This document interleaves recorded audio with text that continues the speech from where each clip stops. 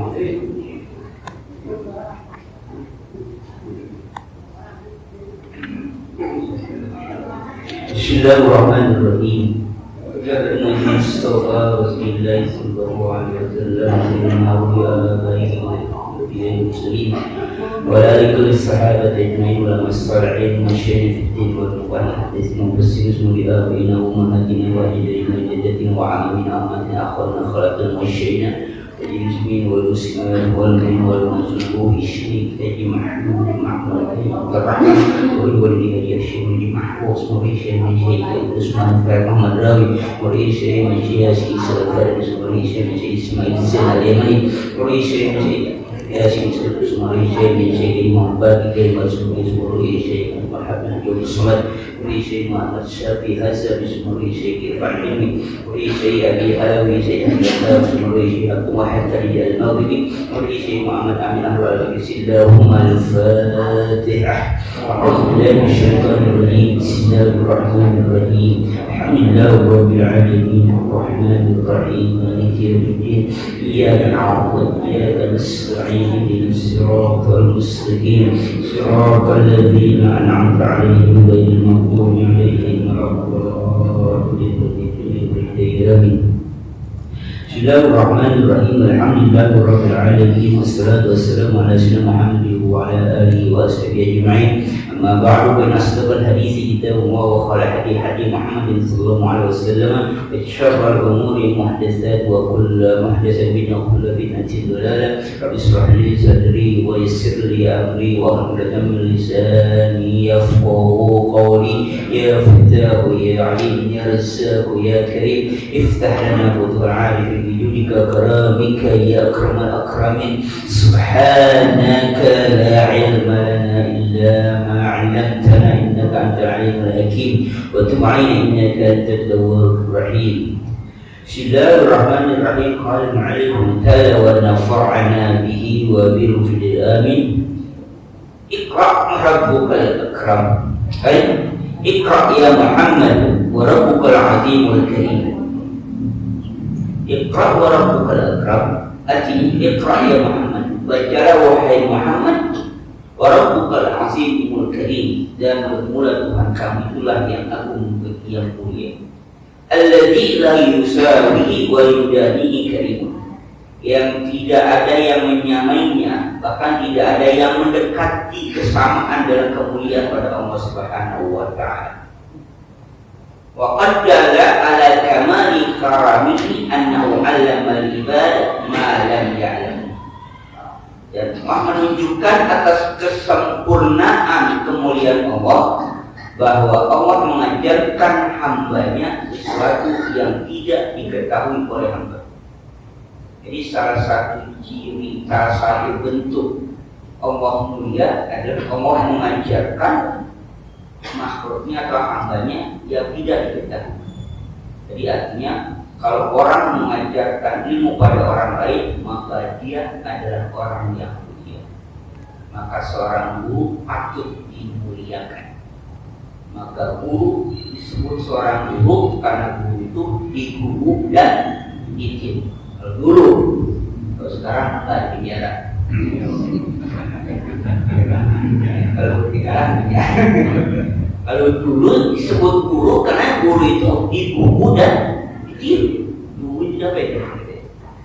Ikutin ya, ikutin dan dicontoh. Karena memang seorang guru patut untuk apa? Untuk dicontoh. Dalam teori pendidikan ada yang namanya transfer of behavior, ada yang transfer of knowledge. Artinya seorang guru itu bisa menyampaikan transfer of knowledge, artinya menyampaikan ilmu. Ya, dia ngajarin. Ketika dia mengajarkan, bisa jadi langsung ketemu dengan orang, dengan muridnya, bisa jadi sang murid baca bukunya. Atau sekarang yang guru yang paling populer sekarang siapa? Yang paling populer, paling dipakai, paling ditanya, paling percaya siapa? Mr. Google. Apa-apa nanya ke sono. Jarang yang nanya ke Ustaz. Iya. Ada apa nih? Langsung buka Mr. Google, tanya. Misalnya, siapa nabi pertama? Langsung keluar. Siapa bapaknya di Muhammad? Langsung keluar. Udah berapa lagi Ustaz sekarang? Maka kalau kan saya bertawasulkan ngajarin apa? Mungkin saya kubur ya. Nanti mungkin para ulama atau para asatid yang sekarang nanti belakangan akan ditambahin. Wa syai min syai'i Mr. Google Al-Fatihah. Dia mengajarkan. Jadi transfer of knowledge, mengajarkan ilmu itu bisa terjadi tanpa harus ketemu, baca bukunya, baca kitabnya, dengerin ceramahnya, dengerin dari kaset, itu bisa. Tapi ada yang nggak bisa dilakukan kalau dengan cara itu, atau sekarang dengan cara online, apa? Transfer of behavior, artinya menyalurkan karakter, akhlak, attitude, itu yang nggak bisa. Kenapa? Karena seorang murid akan melihat akhlak gurunya, akan mencontoh akhlak gurunya. Bagaimana gurunya itu sholat, maka muridnya akan contoh. Oh, gurunya sholat macam itu, dirinya tuh begitu, duduknya tuh begitu, dirinya tuh begitu. Bahkan cara pakai sarung, cara pakai kopiah itu akan ditiru. Abu bin Abbas orang yang paling pengen nyontok, pengen mirip dengan Rasulullah. Maka sejajarnya, kalau kamu pengen melihat bagaimana cara jalannya, harus melihat Abu bin Abbas. Jadi kalau jalannya apa? Jalannya dia baik. Niru, gimana sih lega kayak gitu? Itu niru, pengen sama aja gitu. Kenapa? Karena kalau orang itu jangan pengen sama. Dan Rasulullah pun menunjukkan karakter atau akhlak yang baik, maka ketika ditiru apapun itu pasti baik. Nah, maka transfer of behavior itu nggak bisa ketemu, kecuali apa? Saling bertemu. Maka guru itu mulia.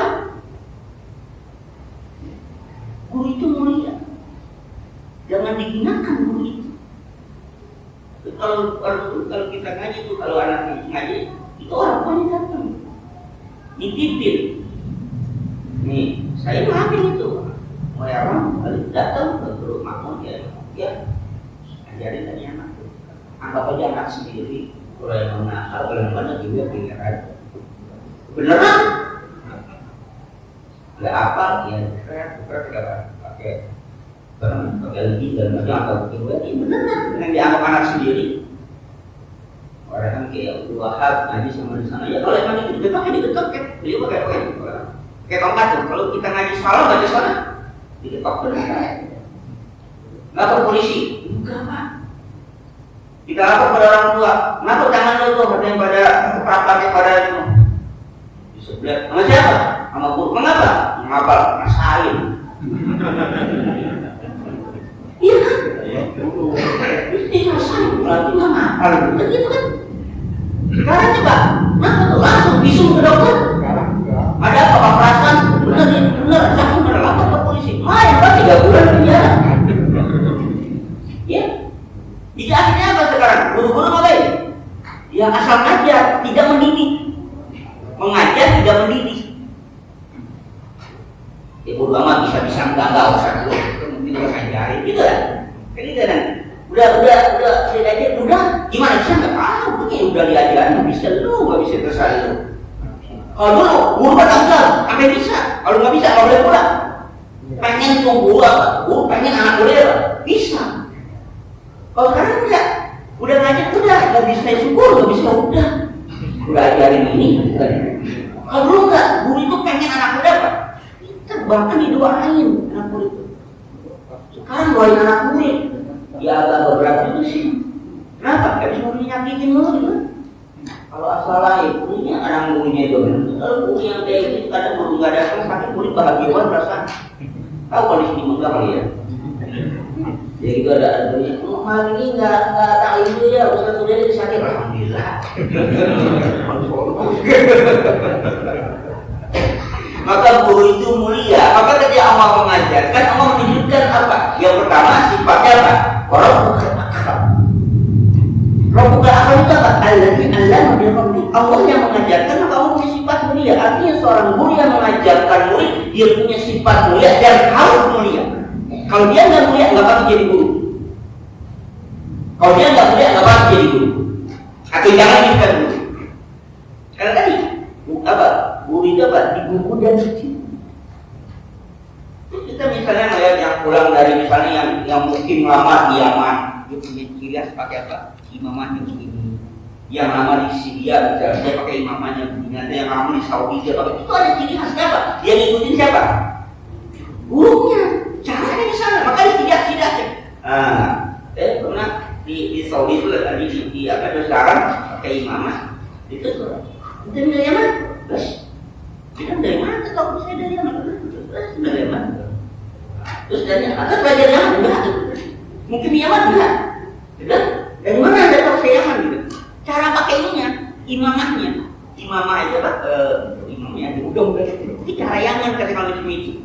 Karena ada cara dari Mesir lain lagi. Yaman juga ada ciri-cirinya dia. Anda Yaman. Ada cara pakai cara Yaman itu ketahuan gitu. Lalu saya nggak tahu cara pakai aja, aku nggak pernah ke sono. Pakai aja. Tahu apa cirinya macam itu. Nah, kenapa seperti itu? Karena guru kita. Gitu. Maka guru itu patut dimuliakan dan wajib menjadi orang yang mulia. Patut dimuliakan dan wajib menjadi orang mulia. Oleh karena itu Allah menunjukkan sifat yang pertama apa? Rabbukal akram. Kenapa? Alladzi 'allama bil qalam. Di menunjukkan waqad dalla ala kamali karami annahu 'allama ibad ma lam ya'lam. Allah menunjukkan kemuliaannya, kesempurnaan kemuliaannya dengan cara mengajarkan hamba-hambanya, mengajarkan umat manusia malam ya'lamu, apa yang mereka tidak tahu. Alladzi 'allama bil qalam 'allama al-insana ma lam ya'lam. Ay alladzi 'allama al-khatta wal kitabata bil qalam. Artinya yang mengajarkan khat. Apa dia kerja? Karena ada kaligrafi yang khatnya tulisan. Wal kitabah tulisan juga. Nah, ini ada satu indikasi apa? Yang mungkin tidak tradisi pada bil qalam dengan qalam. Ini yang artinya kapan qalam itu qalam gitu qalam. Ya, itu qalam itu bukan qalam itu. Kalau dulu itu kalau kita ngaji nyari qalam. Qalam itu apa gitu? Ibunya juga baru gitu. Kalau saya tuh dulu kalam itu yang warna hitam itu biasanya di pun aren, ya pun aren tuh pun aren ya, yang hitam jadi hitam. Bukan lidi satu, bukan satu lidi kan ya, tapi lidi kalam. Kenapa? Saya baru tahu filosofi cukup tinggi. Kenapa orang ngaji yang buat tunjukkan itu pakai kalam itu pakai apa? Pakai lidi yang warna hitam, yang itu lidi apa? Lidi warna aren. Karena kalau lidi pun kelapa itu buat sapu. Lidi ada nggak yang pakai lidi kalam itu buat sapu? Nggak ada. Karena dia apa? Kaku. Jadi artinya kalau orang pakai kalam itu pasti kalam itu tunjukkan itu apa? Besi. Jadi kenapa harus naik dulu kalau petiknya? Kalau pakai lidi sapu gampang Mbak. Di kandang ayam juga ada. Apalagi di mana? Di kasur buat ngeprak apa? Buat gini ya. Ada sapu yang di kasur, ada sapu lidi yang buat hitam apa? Di apa namanya? Buat nyapuin gitu ya, nyapuin. Kalau di dalam kan sapu hijau kan, buat. Kenapa? Kalau ngambil itu berarti apa? Lidinya itu udah ini kotor, pakai dia. Tapi kalau pakai kalam khusus, makanya naik dulu kalau mau ngambil kalam itu. Ternyata ada filosofinya. Mau belajar ilmu yang mulia, Al-Quran harus mencari barang-barang yang bersih, yang suci. Gak boleh tunjukkan namanya ambil saja. Sekarang belum. Apa juga jangan ditunjukkan. Suki dia jadi buat tunjukkan. Lebih parah lagi Pak, sumpit. Ya kan? Karena bersih banget itu kita ya. Ya nggak tahu gitu kan ya. Ya ucap-ucap lah, sumpit buat tunjukkan itu dulu kan. Tapi orang makan habis di pelayanan di bisnis kan ada aja tunjukkan khusus ya. Nggak ada yang segala macam tunjukkan macam. Nah, kata orang itu belum tradisi Pak. Jadi Allah memperkenalkan bahwa Allah mengajarkan manusia ini makhluknya apa? Dengan baca itu apa? Malam dia kolam itu yang menyebutkan kolam itu apa? Itu belum terjadi pada saat ternyata kolam itu ada suatu alat tulis yang, tapi orang-orang belum paham semuanya nama kolam itu. Karena mereka biasa untuk belajar ilmu itu mengandalkan apa? Hafalan. Orang Arab itu kebanyakan hafalan, maka jarang orang Arab yang pandai membaca dan pandai menulis, tapi mereka pandai apa? Menghafal. Jadi mereka tuh nulis baca tuh nggak jadi kebanggaan, nggak jadi baku. Yang baru tuh kalau punya hafalan, maka apa yang terjadi? Kalau mereka punya hafalan nasab sampai 70 turunan tuh luar biasa. Ya, jadi sampai 70 turunan tuh luar biasa. Nah, maka hadis itu ditulis pada awal abad kedua. Sudah satu abad ya sudah ditulis. Terus semuanya di mana hadis itu? Dihafalkan. Maka Imam Bukhari mengatakan aku hafal 100.000 hadis sahih dan 200.000 hadis yang baik, kata Imam Abu Bakar. Tapi yang ditulis dalam kitabnya hanya sekitar 7.000. Itu yang berulang. Imam Muslim mengatakan aku hafal 200.000 hadis sahih dan 200.000 hadis sahih. Dihafal semuanya sebelum dia baik, sebelum ditulis. Maka kehilangan hafalan itu sangat menyakitkan bagi seorang ulama. Hafalan hilang sangat menyakitkan. Ketika Imam Syafi'i hafalnya rusak, dia ngadu kepada guru. Syakautu ila waqi bisil hifz farsadani bitarkil ma'asi. Aku mengadu pada guru Imam Waqi namanya. Bisil itu hafalan rusak. Farsadani, aku diberikan petunjuk oleh guru apa? Bitarkil ma'asi, tinggalkan maksiat. Imam Syafi'i ketika hafal rusak gelisah. Kenapa? Ngadu mana? Ke guru. Gurunya namanya seorang guru itu bukan hanya melihat karakter itu sampai dalam-dalam tahu, padahal nggak bilang-bilang, gimana? Bilang apa rusak? Kenapa ini? Ternyata nggak betul Imam. Walaupun apa sih maksiat Imam Syafi'i? Apa sih maksiat Imam Syafi'i itu kan seorang imam maksiatnya tinggi mana? Dia bukan maksiat mabuk atau main judi apa main, bukan maksiat itu. Ada suatu perbuatan yang tidak sengaja kan itu maksiat apa? Membuat hafalannya rusak.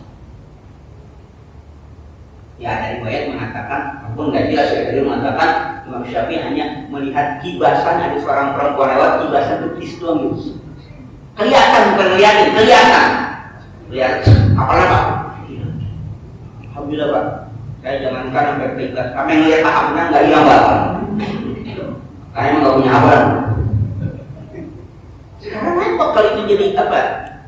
Ya, kan? Itu melihat kibasan doang, ngapain dia? Gelisah. Sekarang boro-boro kibasan sahabat itu, jangan betis, lebih dari itu kelihatan. Ya, ini jalan beberapa meter mah. Ya, bahaya kelihatan semua sudah ada ayam bahaya. Jadi hafalan itu kebanggaan. Nah, kemudian hafalan memperkenalkan bahwa Allah mengajarkan bahwa kita ada tulisan. Nah, tulisan itu menggunakan alat hafalan. Nah, pada saat itulah belum populer. Karena nanti kita akan lihat sejarahnya bagaimana kita ada kolam itu kan riwayat dari Cina. Makanya kita mengenal itu namanya apa? Kita Cina kan yang apa? Yang kalau kita belajar kaligrafi dulu kan. Nah, apa jadi itu ya? Itu kan disebut apa tuh? Kita Cina kan? Loh. Dari kaligrafi itu pakai apa? Pakai kalam ya, pakai gitu, pakai lilin, kata pakai bambu gitu, itu kan kita awal gitu nggak pakai pena kayak sekarang enak kan? Itu belum ada tradisi. Kemudian Allah beritahukan, Allah perkenalkan, Allah mengajarkan dengan kolam. Nah di situ orang bertanya, apa itu kolam? Apa itu bisa? Karena nggak tradisi.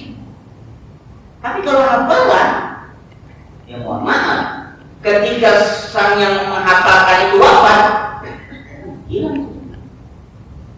Maka kenapa Al-Quran itu ditulis? Sebelumnya kan ditulis Al-Quran. Zaman Nabi hanya ditulis lempengan batu, di kulit, di pelepah korma, di mana saya tulis, nggak beraturan.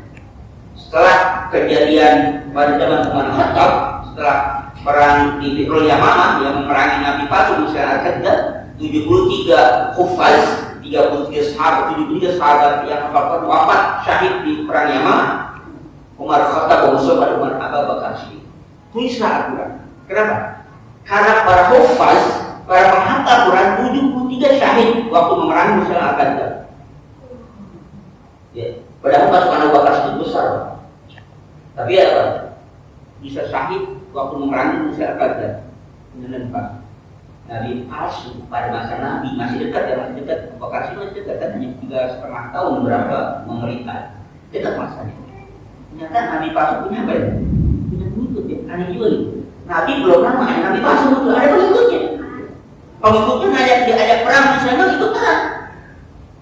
Syahidnya 73 para suara di situ. Kemudian Umar Khattab berinisiatif tulis Al-Quran. Bahkan nggak setuju awalnya, akhirnya istikharah, akhirnya setuju. Kemudian diceritakan kepada sahabat Zaid bin Sabit untuk apa ini? Untuk menulis. Karena Zaid bin Sabit seorang apa? Seorang khatib, sekretaris penulis wahyu Rasulullah.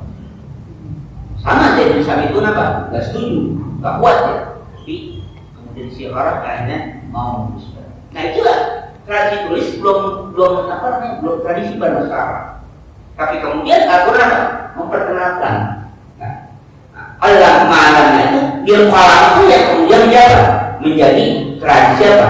Menulis. Ya. Nah, kemudian wa'ala al-bashara ma lam yakunu ya'rifunahu min al-ulumi wal ma'arif. Allah ajarkan manusia apa-apa yang sebelumnya mereka tidak kenal, mereka tidak ketahui. Fa naqalahu min zulmatil jahli ila nuril ilmi. Maka Allah pindahkan manusia itu dari kegelapan kejahilan kepada apa? Cahaya pengetahuan. Maka disebut al-ilmu nur. Ilmu itu cahaya.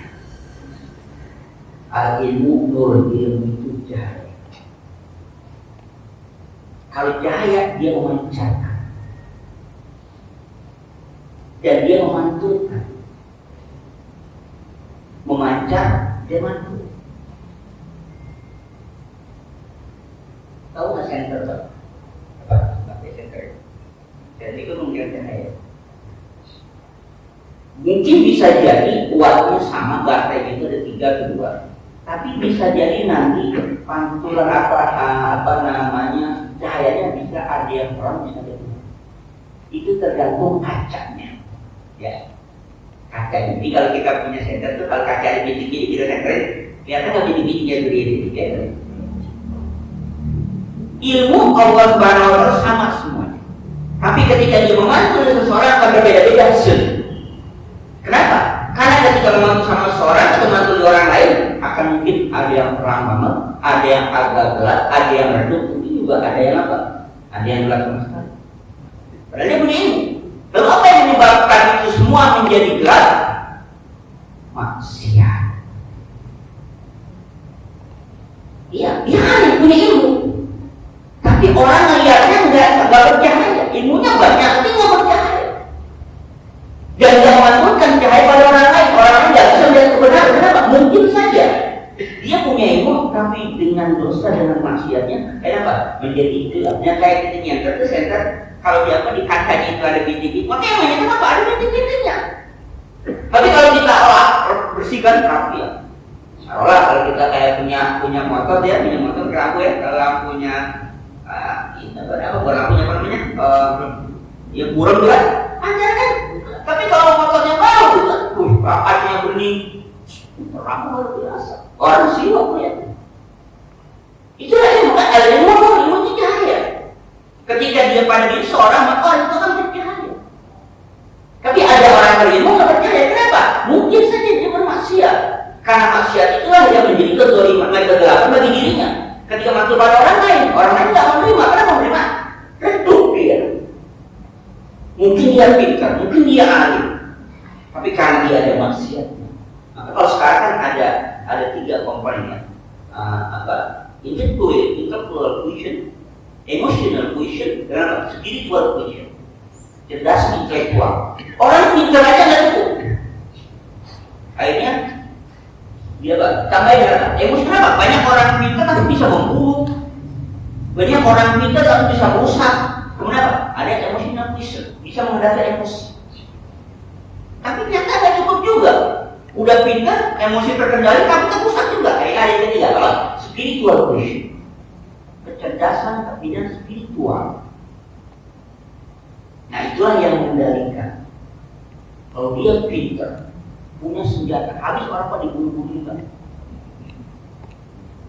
Ya, udah pintar, punya senjata, dibunuh, nggak hukum Pak, kenapa? Dia pintar kan, bermain hukum itu. Tapi kalau dia punya apa? Punya spiritual, punya apa? Dia kan takut. Iya bisa dia bunuh, bisa segala macam. Tapi dia kan takut. Tapi bagaimana bertanggung jawab kepada Allah? Dia kan takut. Tapi kalau dia udah pintar, punya senjata, berkuasa, habis semua kayak Fir'aun.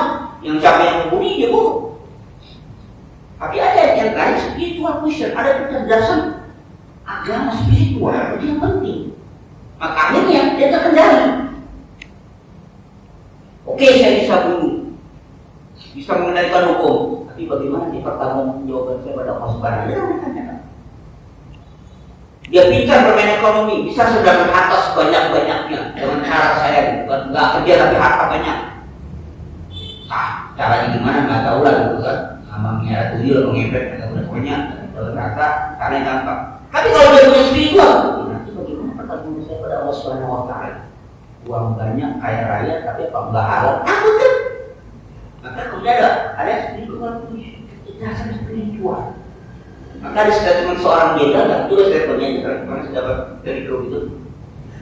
Kata dia, kalau kita mendidik seorang prajurit dengan berdasarkan kekuatan, ya, kekuatan fisik, kehebatan itu, dan dengan apa? Dan kecerdasannya, maka kita sudah menciptakan seseorang monster. Ya, tadi. Kalau kita hanya mendidik kecerdasan dan kekuatan atau kekuatan fisik, maka kita menciptakan seorang monster. Tapi hak kita harus mendidik mereka dengan hati dan iman. Kalau hanya dengan apa? Kecerdasan dan kekuatan, maka dia menjadi seorang monster. Dari sekarang kita yang ada itu saya tidak beli apa dapat penyanyi. Nah betul juga. Kalau dia memang berkuasa, punya senjata, otaknya pintar, cerdas, ya bisa jadi monster dia. Tapi ketika ada iman, hatinya yang disentuh, hati yang dididik, maka apa yang terjadi? Bisa terkendali. Bisa terkendalikan. Ya, sekali lagi apa? Di sini Allah mengajarkan menunjukkan kepada kita wa 'allama al-bashar ma lam yakunu ya'rifuna min al-umur min al-ulum wal ma'arif wa naqalu min zulmatil jahli ila al-ilm. Fa kama 'allama subhanahu wa ta'ala bi wajhatil kitabati bil qalam fa innahu yu'allimuka ila wasitatin wa in kunta ummiyan la taqra wa la taqra. Dan sebagaimana Allah Subhanahu wa Ta'ala mengajarkan manusia biwasatil kitabati bil qalam, dengan pelantaraan menulis dengan qalam. Fa innahu yu'allimuka, maka Allah mengajarkan kau wahai Muhammad bila wasitatin, dengan tanpa pelantaran. Wa in kunta ummiyan la taqra wa la taktub, sekalipun kau ummi, tidak bisa baca, tidak bisa. Allah bisa mengajarkan manusia dengan qalam, Allah pun mampu mengajarkan dengan tanpa qalam, dengan tanpa wasithah. Bukti apa? Rasulullah sallallahu alaihi wasallam. Rasulullah diandalkan apa? Hafalannya. Mereka Jibril baca, Rasulullah ingatkan. Maka Rasulullah selalu ngajokin. Jadi kalau mereka Jibril baca ayat, apa? Mulutnya mengikuti, takut apa? Takut lupa. Maka itu sama Allah SWT itu berharik lisan talika jalan. Nah, alaina jamahu wa Qur'an. Fa iza qara'nahu fattbi' Qur'an. La tuharrik lisan talika. Kamu jangan gerakkan mulut kamu itu tak jalan supaya kamu tuh buru-buru untuk ikuti mereka ini. Mereka baca wahyu, ambil apa? Mulutnya kalau kita kayak orang aja ini. Kenapa? Takut apa? Lupa. Ikuti misalnya ikra dihafalin dulu. Itu kalau jangan. Inna alaina jam'ahu wa Qur'an. Kami yang bertanggung jawab untuk menghimpunkannya dan membacakan. Bisa qara'nahu, kalau sudah kami selesai baca, fattabi' Qur'an, ikutilah bacaan. Oleh karena itu yang namanya ilmu itu sifat kita pasif. Maka dalam Al-Quran wa ma utitum minal ilmi illa, dan tidaklah kamu diberi ilmu itu apa? Diberi. kita belajar. Oh, belajar pakai speaker belum tentu. Belajar pakai speaker belum tentu, Pak. Kalau begini, di Indonesia itu yang namanya belajar bahasa Indonesia sudah di kelas SD, Pak. Ya, kelas 1, kelas 2. SD itu berapa? 6 tahun belajar bahasa Indonesia. Terus SMP atau Sanawiyah 3 tahun. Ada nggak bahasa Indonesia? Ada, 3 tahun. Terus SMA atau Aliyah ada nggak bahasa Indonesia? Ada, 3 tahun. Berapa tahun tuh? 12 tahun, Pak, belajar bahasa Jawa. Bahasa Jawa, bahasa sendiri. Kuliah masih ada, Pak, 2 semester. 2 semester itu 1 tahun, 1 semester 6 bulan, 1 tahun, Pak. Jadi berapa tahun tuh?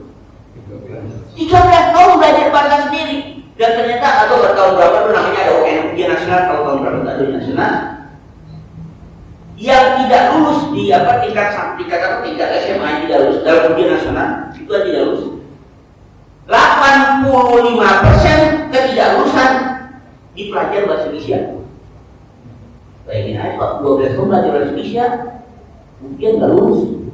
Padahal bahasa sendiri. Ya bahasa kita sih bahasa Indonesia.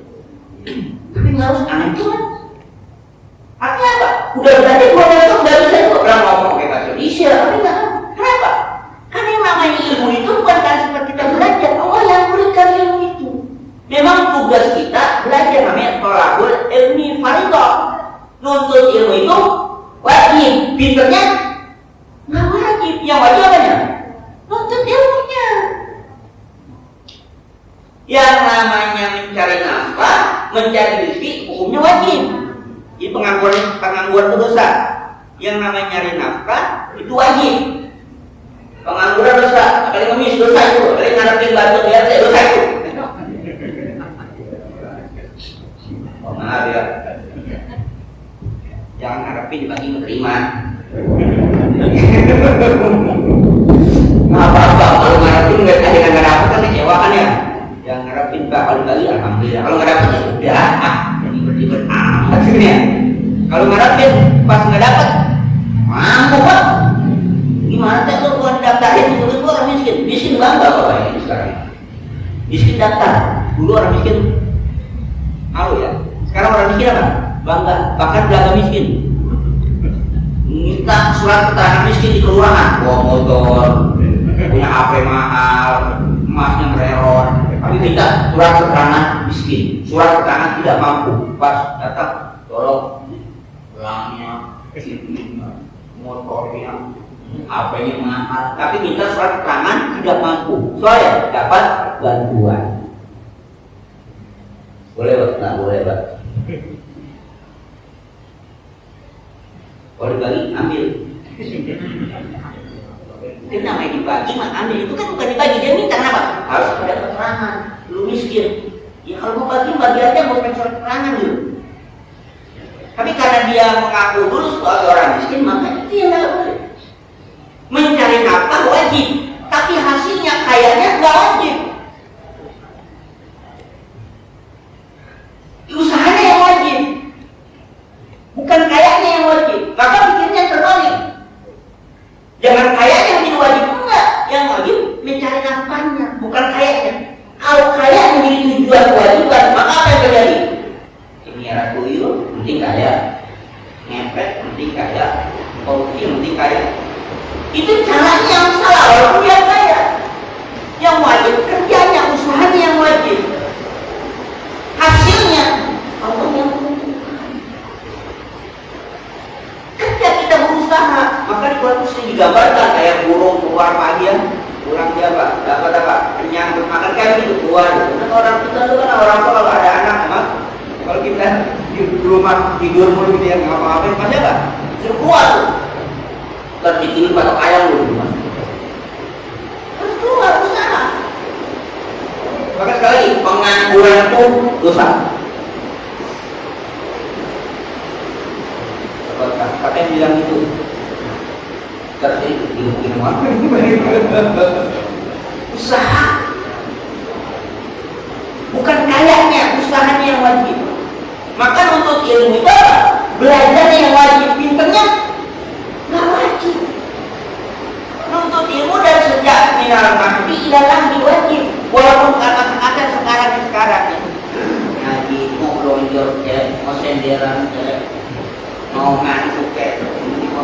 apa? Kewajiban. Kata orang, kong rajin amat sih ngaji, pintar dia kata kong buat, karena dia orang udah tua, gimana ngaji dia pintar kagak, kong ngaji kaki pintar dia kagak, dengar dia kurang awas, matanya kurang awas makanya ngaji. Kewajiban, kenapa? Karena memang kewajiban untuk menuntut ilmu. Masalah pintar ya kurang tentu yang ngaji rajin belum tentu pintar, ya mereka rajin pintar. Sekali lagi, untuk ilmu itu punya apa? Wajib. Pinternya bukan kita yang menentukan. Ya memang ada pengaruh maka al-ujrah biqadri ta'ab. Yang namanya ganjaran sesuai dengan usahanya. Kalau yang usahanya bagus, usahanya keras, ganjarannya ya hasilnya bagus kan ya. Maka kalau kerjanya menjaga maka menjaga wajib sungguh-sungguh yang didapat. Maka sebelum belajar lagi dia dapat sungguh-sungguh. Sekali lagi yang apa? Yang menjadi kewajiban kita apa? Menuntut ilmu. Nah, oleh karena itu Allah mengajarkan Rasulullah nggak wasitoh, nggak pakai kolam, tapi apa? Langsung diajarkan. Kalau bahasa kita apa ya? Diimlakan, ditalakikan, semua bisa. Itu cara. Dan kewajiban alamnya ya Allah, kami kewajiban kami yang mengumpulkannya, yang menghimpunkannya dan membacakannya. Kamu dengerin aja. Maka ketika setelah itu Nabi kalau malaikat Jibril baca wahyu, Nabi dengerin. Nah setelah Rasulullah malaikat Jibril selesai baca wahyu, baru Nabi membacakan. Apa? Dia dapat. Ini tidak cerita Imam Asy-Syafi'i rahimahullah itu. Yakin nulis. Di semua ilmu ditulis. Imam Asy-Syafi'i. Sampai rumah kamar itu penuh dengan tulisan. Tulisan penuh. Nah, ada temannya datang. Temannya gimana aku duduk? Katanya gimana? Apa penuh dengan tulisan yang waduh gimana? Susah. Ini berantakan nggak takut. Dia mau orang juga ini. Ya sudah, adanya. Kalau lama-lama aku penuh dengan segala tulisan. Sudah selesai. Beberapa saat kemudian atau beberapa tahun kemudian datang ke mana? Datang kamarnya udah bersih Nabi, nggak bisa. Mana kau sembunyikan itu, perhatikan semua itu. Kata yang Syafi'i ada di sini. Ada di sini. Semua dia tidak makan. Sudah di sini. Hilang. Yang namanya ilmu itu Allah yang kemampuan menulis anugerah Allah Subhanahu wa taala. Maka di sini. Jadi ketika Nabi membaca ngajokin katanya Allah jangan dengerin itu. Bisa nggak bisa aku yang ngajarin gitu. Jadi kita ketika kalau kita belajar kali itu, jadi ketika kita belajar itu ada tradisi seorang pelajar misalnya. Dia dapat dianjurkan menggunakan berpuasa dengan keadaan lapar, untuk rajin ibadah segala macam, ada cara makan. Itu diajarkan di kali-kali, karena anak-anak guru belajar kali-kali. Ya. Ada caranya. Bagaimana kalau murid lagi anak lagi belajar, bapaknya suruh berdoa, Imam Syafi'i menghafal Al-Quran, emaknya puasa. Imam Syafi'i menghafal Al-Quran, dia 3 tahun, emaknya puasa, emaknya puasain. Anaknya belajar Al-Quran, Al-Quran, emaknya puasain. Ditahajudi, doain Tuhan. Kalau Imam Syafi'i membesarkan bahwa asuhan orang tuanya emaknya, bukan apa? Bapaknya, karena beliau riwayatnya tidak bertemu dengan ayahnya, dengan ibu. Itu ketika Imam Syafi'i belajar mandi Al-Quran, belajar Al-Quran, emaknya puasa. Artinya apa?